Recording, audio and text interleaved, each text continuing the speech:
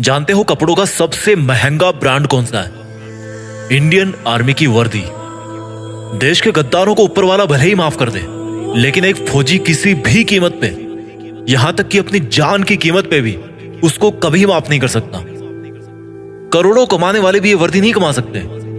दुनिया के जो बड़े बड़े करोड़पति अरबपति बन के बैठे हैं ना, जो जिनको आप टीवी पर सिनेमा में हीरो बने हुए देखते हो, वो भी नहीं है उस वर्दी को कमाने के लायक। क्योंकि वो वर्दी भाई पैसों से नहीं मिलती, वो पैसे में नहीं बिकती। अगर पैसों में बिकती तो हर कोई पहन के घूमता और अपने आप को फौजी बोलता। उस वर्दी को अगर कमाना है ना, तो पैसा नहीं चाहिए, पैसा नहीं बनाना उसके लिए, उसके लायक बनना है।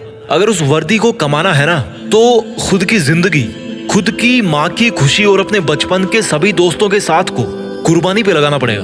और इस कुर्बानी की हिम्मत जिसमें होती है, वही फौजी बनने के लायक होता है। अगर इस वर्दी को कमाना है ना, तो खुद को हर मोह माया से बाहर निकाल कर आग में तपाना है। कितना बड़ा दिल होता है उस माँ का जिसका बेटा या बेटी डिफेंस में होते हैं। कुछ पंक्तियां बोलना चाहता हूं मैं उन सब खुश नसीब और हिम्मत वाले युवाओं के लिए जो अपने आप को उस वर्दी में देखना चाहते हैं कि ये आग जलती है तो जलने दे, ये आग जलती है तो जलने दे, माँ अब मुझे तू फौजी बनने दे। जाना है उस जगह, जाना है उस जगह जहां सुना है मन के मौजी बसते हैं। जाना है उस जगह जहां सुना है मन के मौजी बसते हैं। बहुत देख लिए दुनिया, चल अब फौजी बनते हैं। बहुत जीली नाकाम जिंदगी, चल अब देश के लिए कुछ काम करते हैं। फर्जी के रिश्तों में जिंदगी बर्बाद कर डाली, चल अब जिंदगी देश के नाम करते हैं। अब फौजी बनते हैं। ये सरहदें पुकारती मुझको है, ये आतंक की बदबू ललकारती मुझको है। जब लिपट जाऊं तिरंगे में तो मुझे आबाद कहना, जब लिपट जाऊं तिरंगे में तो मुझे आबाद कहना।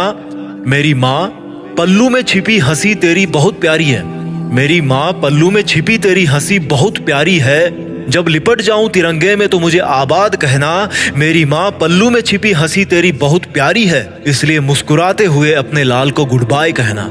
ये मोबाइल के स्टेटस देख देख के थक गया हूँ, बन जाऊं मैं भी एक दिन सबका स्टेटस, खुद के इसी वादे में बंध गया हूँ। माँ के आंचल की खुशबू तो वैसे फीकी होती नहीं कभी, पर उसमें थोड़ी सी मेरी वर्दी की खुशबू भी मिला दूं ना, तो दोनों जहां यही मिल जाएंगे मुझे।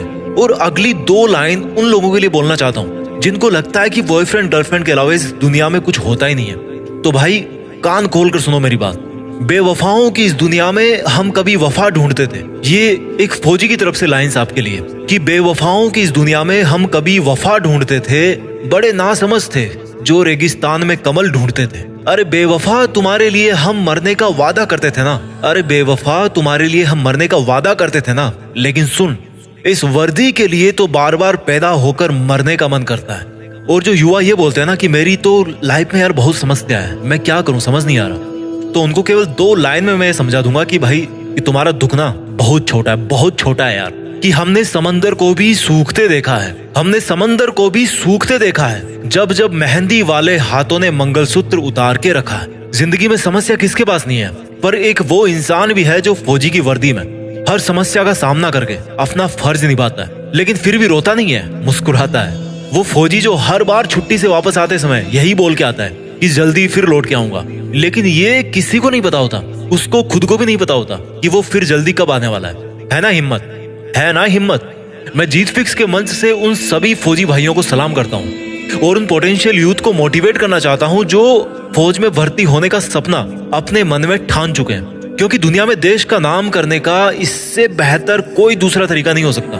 मैं सैल्यूट मारता हूँ फौजियों को जो एकमात्र रियल हीरो है इस कंट्री के। फौजी एक तरह के हीरो नहीं है, वो एकमात्र रियल हीरो है। सैल्यूट, जय हिंद, वंदे मातरम।